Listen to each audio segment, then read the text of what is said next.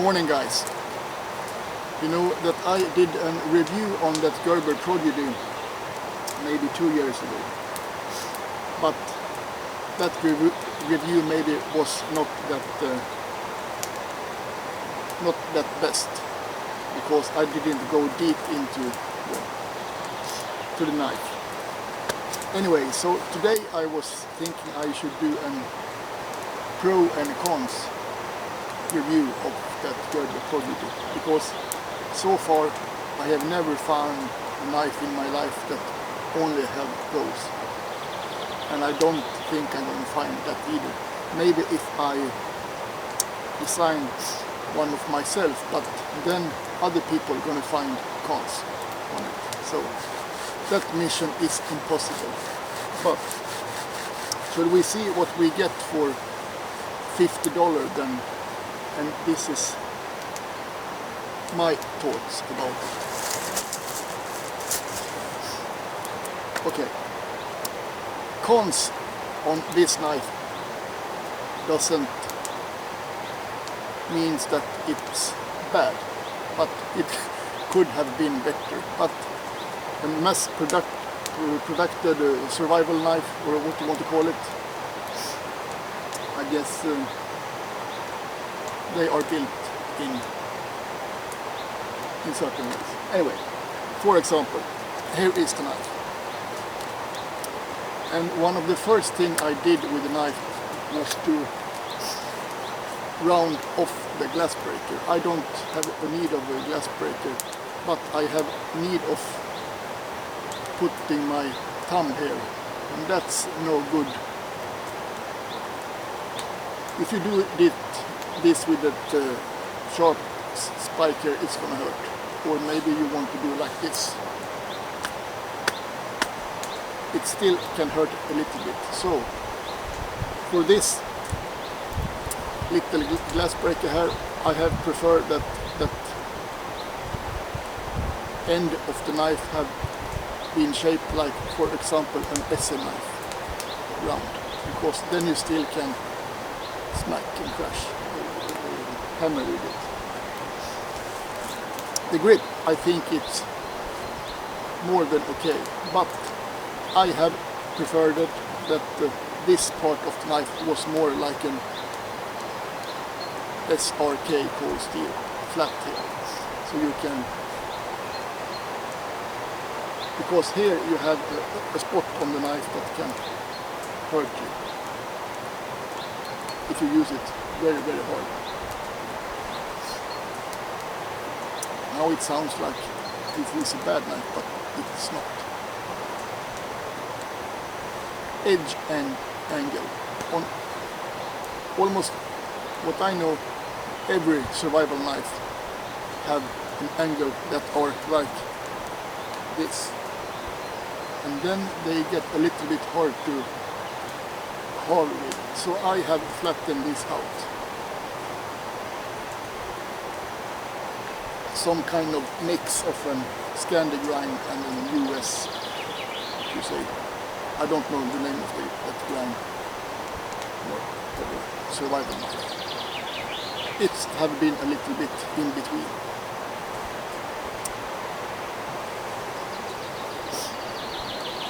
The spine on the knife, on the other hand, is perfect from factory.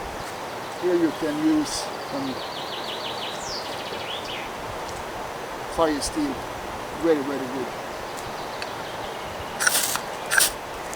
If you are very picky, you can take a diamond rod and take away that coating, but you don't need to do that.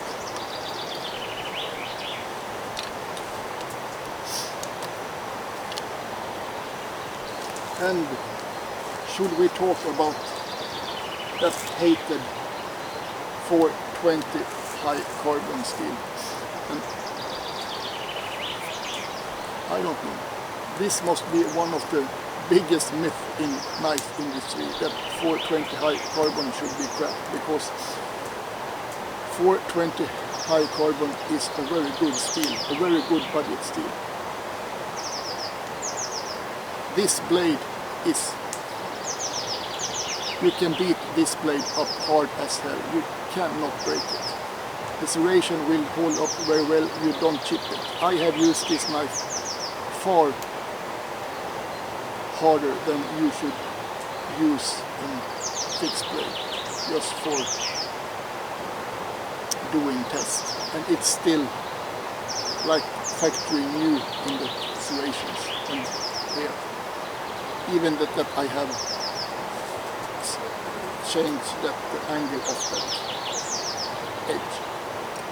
So people that say that 420 hard carbon is shit, they don't know what they're talking about. I'm absolutely sure that they have never tried them out. They just read stupid stuff. And the price point of this knife is also a very big pro for $50. Maybe if you carry a $50 knife like a Gerber, many people think you are some kind of not so good outdoor man. You must carry a $250 knife to be good. I mean, people carry Muras. They are very good for $20. And I don't know, but price is not so important because you can find very good knives for around $50–60 that will serve you very, very well. What about the sheet then? The sheet from factory I think is pretty good. I use this sheet a lot in the start, but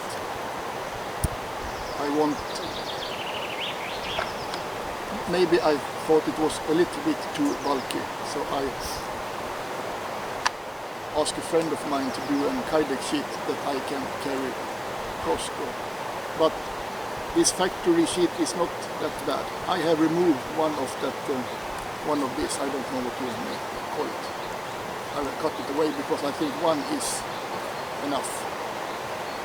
And when you have it with this on, this could never fall out. You have a little rattle, but that's not going to be that rattle when you carry it. This knife a friend of mine in the military had this knife upside down in the combat vest, and he had saved this other one. He can do whatever he likes and jump and throw and hanging upside down like a monkey. That knife never going to fall out. He is carrying it like this, or like this because he's right now. But I have done a custom sheet. I have a little bit of, I'm not really satisfied with this either because I want to have something else than this, what you call it, bungee cord. I have asked an American friend of mine, Gary Lawson, to think about come up with some kind of solution. But I carry it like this. I want to have it as slim as I can. No serium rod stuff. No sharpening stuff. Just a knife. I want to carry it like this. Not like this. Or not like this. I carry it like this. And I want the handle to be flat to the bottom. Because if I don't have this, it's going to be like this. And something can come in here.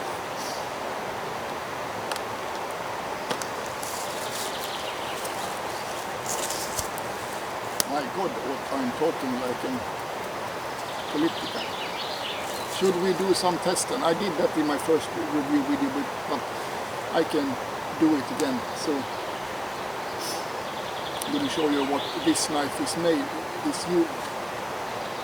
This is not a shop blade, of course. This is a small knife. It's 13 centimeters blade, almost 13 centimeters. It's not made for chopping.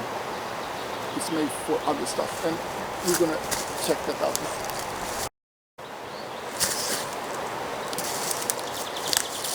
For some reason, that the Gerber strong arm have been. People say that is a very, very fantastic, super good knife. Even the Gerber haters say that strong arm is so bloody good. Could that be because of, you can find that in with no serration? It still have that crappy 420 high carbon steel. But then some of them have said that on that Gerber strong arm, Gerber had a very good success with what you say heat treatment. I'm pretty sure that they are exactly the same heat treated steel in the Prodigy as in the strong arm. So, how should you use a knife like this? This only look and feel silly to do like this. Okay, you can do it, but then you must hold it here. That's not the way you should do it. You should bring yourself a big club and do it like this.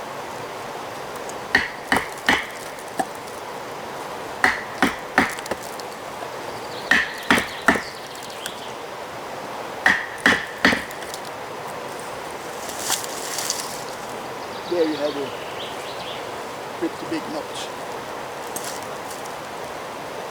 And if this tree was standing, you should have done the same. I can show you that. Then you cut it down like in a beaver. And you see, the only part of the knife I was hit was with the serration. Of course this was a soft tree, but anyway.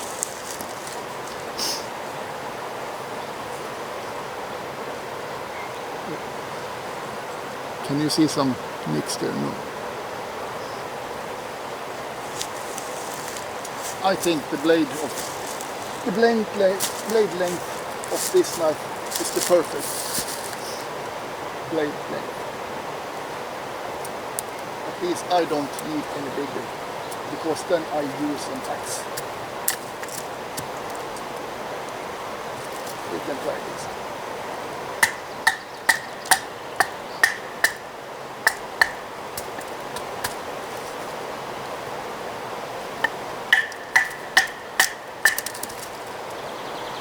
That's the way you should use a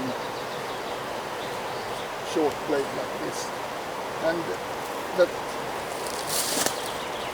spine then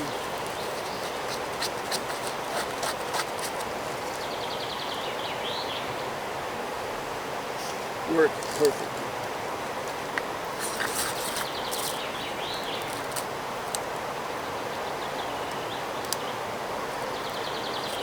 It went up, but you see, it worked perfectly. We can try. Process it a little bit better. Don't be sloppy.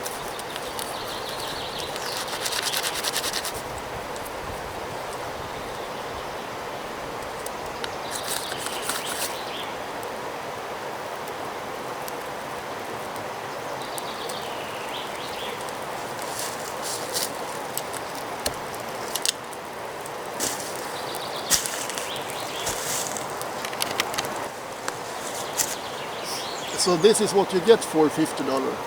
A very, very strong survival knife, or utility knife, multitask knife. You can't carry around 4 or 5 knives in the woods. It's better to have one that are good for a lot of stuff. Or 2. I carry this and for it.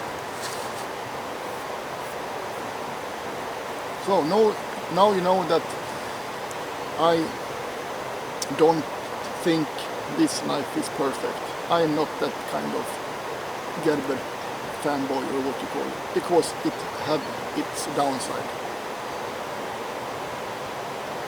It's not a lot to talk about, but if I should say the most downside on this knife.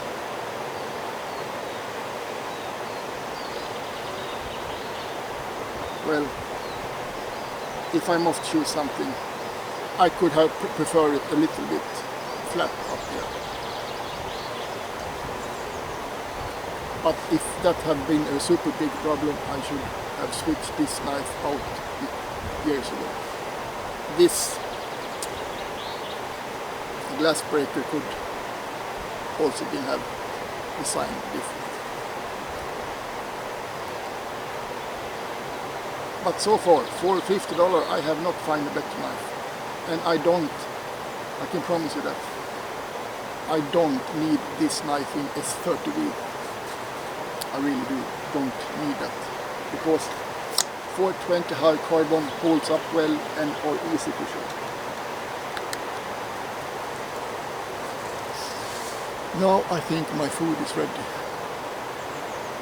So I hope this was not just a repeat video of the first review 2 years ago. It was a little bit more deep out.